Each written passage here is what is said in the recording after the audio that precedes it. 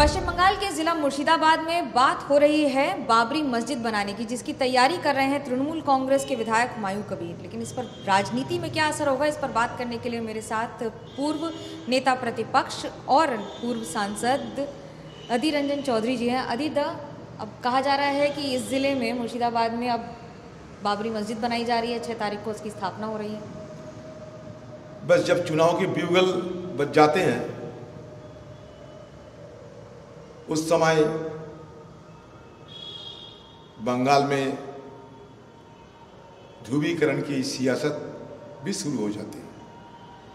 ये और कुछ नहीं, सिर्फ और सिर्फ चुनावी ध्रुवीकरण की एक पहल है। वजह यह है कि मुर्शिदाबाद सारे हिंदुस्तान में सबसे ज़्यादा मुसलमानों की रहने वाला एक डिस्ट्रिक्ट है। तो यहाँ अगर बाबरी मस्जिद की बात उठाई जाए तो हो सकता सत्तारूढ़ पार्टी लाभान्वित होगी। तो यह कोई कसर नहीं छोड़ा जाएगा, चाहे वो बीजेपी हो चाहे वो सत्तारूढ़ पार्टी टीएमसी हो, क्योंकि इसी डिस्ट्रिक्ट में बीजेपी पार्टी कह रहे हैं कि हम राम मंदिर बनाएंगे। लेकिन मेरा कहना है कि मंदिर मस्जिद इस समय क्या आम लोगों की ये जरूरतमंद चीज होते हैं, या नौकरी रोजगार और जो हमारे रोजमर्रा की चीजें होते हैं, मूलभूत जो हमारे जरूरत होते हैं, इस पर हम ध्यान देंगे, तवज्जो देंगे, तो ये हमें सोचना पड़ेगा कि कहाँ हम तरजीह करेंगे। एसआईआर हो रहा है, एसआईआर पे मुद्दे पे सवाल उठाए जा रहे हैं कि कभी किसी की डेथ हो जाती है तो चुनाव आयोग की भूमिका पर सवाल उठा दिए जाते हैं। लेकिन सवाल तो ये भी है ना कि एसआईआर होना भी चाहिए कि नहीं। देखिए, कांग्रेस पार्टी की ओर से हम लोग सिर्फ चुनावी आयोग जो है, ये आयोग की नियुक्ति और उसके साथ साथ चुनावी आयोग को इस्तेमाल करते हुए बीजेपी पार्टी जिस तरीके से इस प्रतिष्ठान को अपना अहमियत से हटाकर एक सरकार की नुमाइंदा बनाने की कोशिश की, उसी को मद्देनजर, उसी को देखते हुए राहुल गांधी जी की अगुवाई में सारा देश को हमारे पार्टी की ओर से सचेत करने के लिए, जागरूकता पैदा करने के लिए हम कोशिश किए हैं। वो कोशिश जारी है, तो सदन से शुरू करके सड़क तक, और इसके चलते हम सुप्रीम कोर्ट की दरवाजा भी खटखटाई, क्योंकि चुनावी आयोग पे आम लोगों को हिंदुस्तान की एक शक पैदा हो चुके हैं। चुनावी आयोग पे भरोसा दिन पे दिन घटते होते जा रहे हैं, कम होते जा रहे हैं, उस पर भरोसा उठ रहे हैं।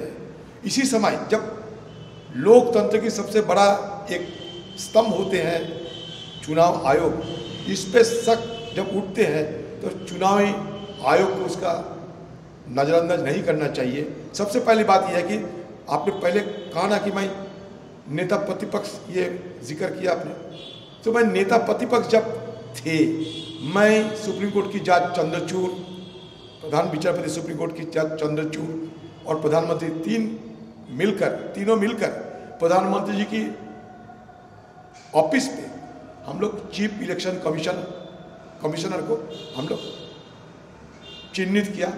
उनको सारे कागजात देखते हुए हम लोग फैसला लिया था कि किसको सीईसी बनाना चाहिए।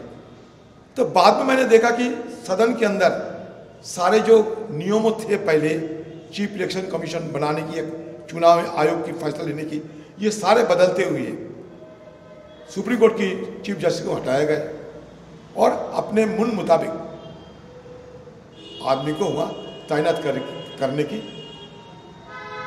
सारे कवायद हम देख चुके हैं। तो शुरू से ही जिस चुनाव आयोग जिसको हम लोग एक प्रतिष्ठान मानते हैं, जिनकी ट्रांसपेरेंसी पे कोई शक नहीं होना चाहिए, उनकी सच्चोता पे जरूर शक पैदा हो गए हैं। तो इसके चलते कांग्रेस पार्टी की ओर से शुरू से ही सारे देश में एसआर के नाम पे और वोट डिलीशन के नाम पे जो हाहाकार मच चुका था, जो ताई ताई मच गई थी, उसके खिलाफ आंदोलन में हम लोग शामिल हुए थे। तो फिर आप ये भी कहते हैं ना कि फेक वोटर हैं, उनको हटाने की भी कवायद, आप खुद कहते हैं कि पश्चिम बंगाल में लाखों फेक वोटर हैं या फिर ऐसे वोटर हैं जो यहाँ के वोटर नहीं, आप मानते हैं इस बात? बिल्कुल है, हर जगह हो सकते, लेकिन जिस तरीके से ये सिटीजनशिप के कागजात मांग रहे हैं, 11 डॉक्यूमेंट जिस तरीके से मांग रहे हैं, ये आम लोगों की इतना जल्दी, और वो भी इतने सारे डिटेल डॉक्यूमेंट, मतलब इसको चुनाव आयोग को इसको सबमिट करना बड़ा मुश्किल होते हैं। दूसरी बात ये है कि एक चुनाव आयोग, उनका काम क्या होते हैं, उनका काम क्या सिटीजनशिप को, कौन सिटीजन है ये देखना, या इलेक्शन इलेक्टोरल लिस्ट बनाना, सूची बनाना, क्या काम है? देखिए, हमारा विरोध, हमारा तर्क सही था, इसका सबसे बड़ा उदाहरण है, जगजाहिर इसमें होते हैं कि सुप्रीम कोर्ट की ओर से 5 दफे इसमें हस्तक्षेप किए गए थे, और सुप्रीम कोर्ट की ओर से 5 दफे चुनाव आयोग को ये आदेश देते हम देखे हैं कि ये करो, वो करो, आपको ये करना पड़ेगा, क्योंकि चुनाव आयोग खासकर न्यायालय को भी गुमराह करने की कोशिश किए थे। इसके चलते आम लोग को धीरे धीरे कुछ सुविधा मुहैया हो रहे हैं। अच्छा, बिहार की जब आप बात कर रहे हैं तो अभी कहेंगे बिहार में चुनाव हो गए, चुनाव में कांग्रेस हार गए, और क्या कहना, ये सही नहीं है। चुनाव में हारने का मतलब ये नहीं कि हमारा तर्क हार गए। कभी हिटलर भी जर्मन में चुनाव जीतते थे, इसका मतलब ये नहीं कि हिटलर सही करते थे, ठीक है? कौन है? हिटलर एक फैसिस्ट है, ये बात नहीं कहते भाई। आप सब जानते हैं भारत की हिटलर कौन है। भारत की हिटलर के बारे में हिंदुस्तान के हम लोग बखूबी जानते हैं, मैं इसमें यार क्या बोल सकते, प्रकाश क्या डाले मैं। तो बिहार में क्या हुई, बिहार में कांग्रेस पार्टी की ओर से जो सवाल पूछे गए थे उसका जवाब देने में असफल रहे चुनाव आयोग। बिहार में नंबर 6 फॉर्म में 21 लाख और उसमें दरखास्त किया 16 लाख, तो वो फॉर्म कहाँ गए? हम लोग क्या देखा, इसी बीच लगभग 4 लाख वोट का इजाफा हो गया। बिहार में 89 लाख एप्लीकेशन हम लोग जमा किए थे, चुनाव आयोग से कोई जवाब नहीं दिया। जब बात बंगाल की होती है ना, तो डेमोग्राफी चेंज हुआ है, क्या आप इस बात को मानते हैं कि खास तौर से इन इलाकों में मेजर डेमोग्राफी चेंज हुआ है? खासकर मुर्शिदाबाद में, इसका मैं बैकग्राउंड बताते हैं आपको। जब रैडक्लिफ डिस्पेंसेशन के चलते ब्रिटिश जमाने में बंटवारा हुई थी पाकिस्तान और हिंदुस्तान, तो मुर्शिदाबाद चले गए थे पाकिस्तान में, मतलब ईस्ट पाकिस्तान में, क्योंकि मुर्शिदाबाद में उस समय मेजॉरिटी जो पॉपुलेशन वो मुसलमान थे। इसलिए नियमों के मुताबिक जहां मुस्लिम मेजॉरिटी डिस्ट्रिक्ट है वो पाकिस्तान में जाना लाजमी है। इसके चलते इसी मुताबिक पाकिस्तान में चले गए थे मुर्शिदाबाद डिस्ट्रिक्ट, और मुर्शिदाबाद में पाकिस्तान की जो फ्लैग वो उड़ने लगे हमारा आजादवारी में। तो जहां 15 अगस्त सारा देश में आज़ादी की जश्न मनाए जा रहे थे, मुर्शिदाबाद में नहीं हुई थी। मुर्शिदाबाद में खास तौर पर आज़ादी हुई थी, आज़ादी की ऐलान हुई थी 17 अगस्त में, 2 दिन के बाद, मतलब डेमोग्राफी के चलते। उस समय भी डेमोग्राफी ऐसा ही था, ये मुसलमान मेजॉरिटी डिस्ट्रिक्ट थे, ठीक है। लेकिन उस समय क्या हुआ जानते हैं, ये मुर्शिदाबाद डिस्ट्रिक्ट के मुसलमानों ने ये फैसला लिया था कि हम लोग पाकिस्तान में नहीं जाएंगे, हम लोग हिंदुस्तान में ही रहेंगे। और कांग्रेस पार्टी की तरफ से, दिल्ली की तरफ से ये तर्क दिए गए थे ब्रिटिश हुकूमत को कि अगर मुर्शिदाबाद चले जाएंगे पाकिस्तान में तो हमारा कलकत्ता पोर्ट हमारे हाथ से निकल जाएंगे। ठीक है, कलकत्ता पोर्ट में पानी कहाँ से भरेंगे? तो कलकत्ता पोर्ट और कलकत्ता को बचाने के लिए मुर्शिदाबाद में, हिंदुस्तान में रहना जरूरत था, मतलब आवश्यक था। और उस समय ये काम सफल हुआ इसलिए कि मुर्शिदाबाद के मुसलमानों ने समर्थन किया था कि हम मुसलमानों ने हिंदुस्तान में रहेंगे, हम पाकिस्तान में नहीं जाना चाहते हैं। तो डेमोग्राफी उस समय में भी पाकिस्तान बनाने की पक्ष में थे। और डेमोग्राफी आज भी ऐसा है, ये मुसलमान मेजोरिटी डिस्ट्रिक्ट है। अच्छा, दूसरी बात यह है कि डेमोग्राफी कहाँ बदलते हैं या नहीं बदलते हैं, इसको देखने के लिए कि अनुमान तो नहीं, इसको देखने के लिए आप चले जाओ सेंसस में। क्यों बीजेपी की सरकार ये सेंसस रुके रखे हैं?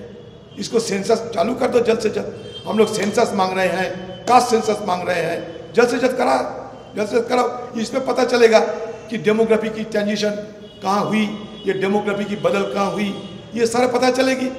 लेकिन ये सरकार सेंसस नहीं कराते और दिन रात एक डेमोग्राफी की बदला हो रहा है, डेमोग्राफी की बदला हो रहा है। इसके ये नारा देते हुए ये असलियत में विभाजन की राजनीति करते हैं। इसको समझने के लिए कोई ज़्यादा पढ़े लिखे की कोई जरूरत नहीं है। अब जब बात होती है तो पश्चिम बंगाल में मुख्यमंत्री की सरकार है, ममता बनर्जी है मुख्यमंत्री।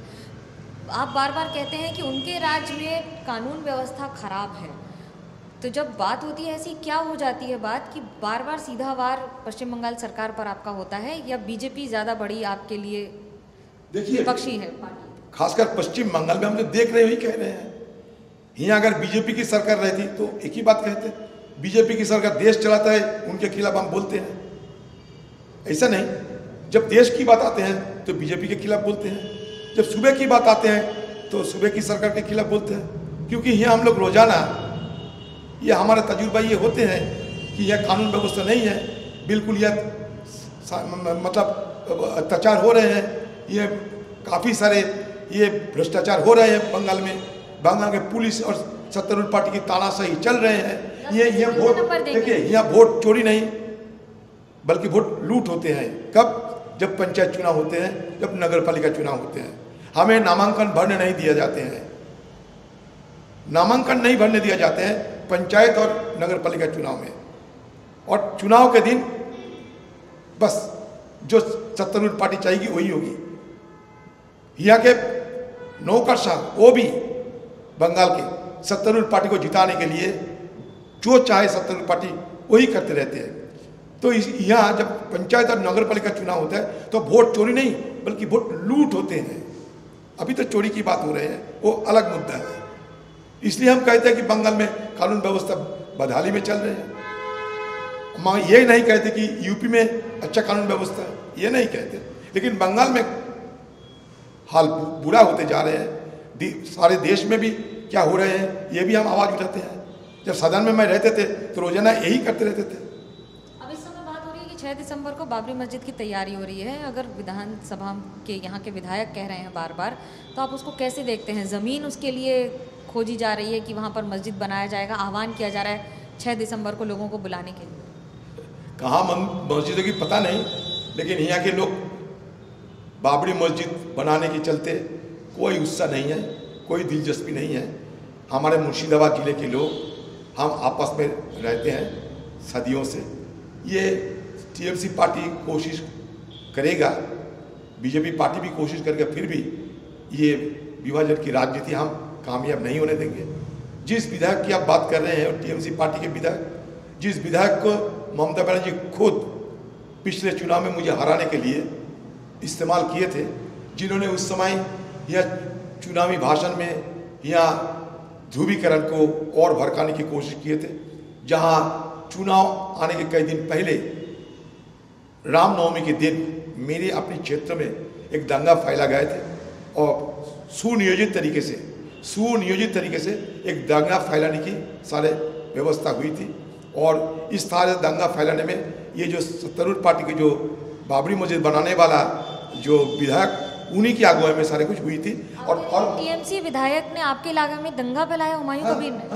सब जानते हैं यहाँ के लोग, और खुद टीवी में कहते थे उस समय कि यहाँ 70% मुसलमान है, 30% हिंदू है, अगर हम चाहें तो सारे हिंदू को मार के गंगा नदी में बहा सकते हैं। और ममता बनर्जी चुप्पी साधी रही, चुप रही, उनकी सरकार चुप रही,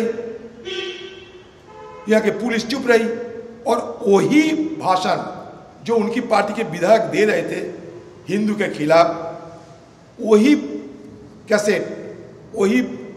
कैसेट सत्तारूढ़ पार्टी के तरफ से उनकी एजेंट आईपैक हिंदू गांव-गांव में जाके प्रचार में लगा दी कि देखो मुसलमानों ने हिंदू को मारने की सारे साजिश कर रहे हैं। उनकी पार्टी के नेता ये कह रहे हैं कि 70% मुसलमान, 30% हिंदू को अगर चाहे तो गंगा नदी में मार के बहा सकते हैं, तो सारे हिंदू इकट्ठा हो जाओ, सारे हिंदू लामबंद हो जाओ। कौन कहता है? सत्तारूढ़ पार्टी टीएमसी की एजेंट आईपैक हिंदू गांव में जाकर। मतलब ममता बनर्जी खुद इस खेल में बड़े मशहूर हैं, बड़े खिलाड़ी है कि ये दंगा फैलाओ, विभाजन करो। और उसके साथ साथ बीजेपी पार्टी है, दोनों मिलकर, एक तरफ बीजेपी पार्टी, एक तरफ टीएमसी पार्टी, दोनों मिलकर बंगाल में एक सांप्रदायिक ध्रुवीकरण की राजनीति कर रहे हैं पिछले कई सालों से। पहले तो ऐसा नहीं था, बंगाल में चुनाव के समय चुनाव होते थे, आम लोगों की मूलभूत समस्या की बात होती थी, लेकिन आज माहौल बदल रहे हैं। आज चुनाव आते ही ध्रुवीकरण की राजनीति शुरू हो जाती है। प्रधानमंत्री ने भी अपने भाषण में बिहार की जीत के बाद कहा था कि गंगा बिहार से बंगाल जाती है, इस बार बदलाव होगा। आपको लगता है इस बात? गंगा सागर में जाके समाहित भी होते हैं ना, अगर कोई समाहित भी हो जा सकते गंगा सागर में जाकर, क्या करें? चुनाव होने दीजिए। प्रधानमंत्री पिछले कई बार ये कह चुके हैं, कभी कहता है सारे घुसपैठियों को उठा के बांग्लादेश भेज देंगे, लेकिन आज तक एक घुसपैठिया को मैंने देखा भी नहीं। उठाने के फेंकने की बात तो अलग है। पहले प्रधानमंत्री आके कहते थे कि बोरिया बिस्तरा बांध लो, सारे घुसपैठिया सबको जाना पड़ेगा, सारे दिमाग यहाँ से हटाएंगे, सारे दिमाग को। लेकिन क्या हुआ मुझे पता नहीं, आज तक एक घुसपैठिया को देखा नहीं। जाने के तो बाद अलग होते हैं। तो प्रधानमंत्री जी अपने भाषण देते हैं, उस पर कोई राशन नहीं, दीदी के मौका मिल जाते हैं। प्रधानमंत्री चाहता है कि ये मुद्दा हथियार बना के बंगाल के दीदी की कोई सुविधा हो, क्योंकि दीदी और मोदी दोनों चाहता है कि बंगाल की जमीन उसके बीच, दोनों के बीच बंटवारा हो जाए। एक तरफ बीजेपी, दूसरी तरफ टीएमसी, बीच में कोई ना रहे, ना बजेगी बांसी और ना रहेगी बांसुरी। और क्या अपने अंदाज में बताते हुए कि चुनावी राजनीति तो जारी रहेगी, लेकिन दिलचस्प होगा देखना कि इस बार मुकाबला किस तरफ जाता है। कैमरा पर्सन रोशन के साथ मनोज्ञा लोईवाल, मुर्शिदाबाद, NDTV इंडिया के लिए।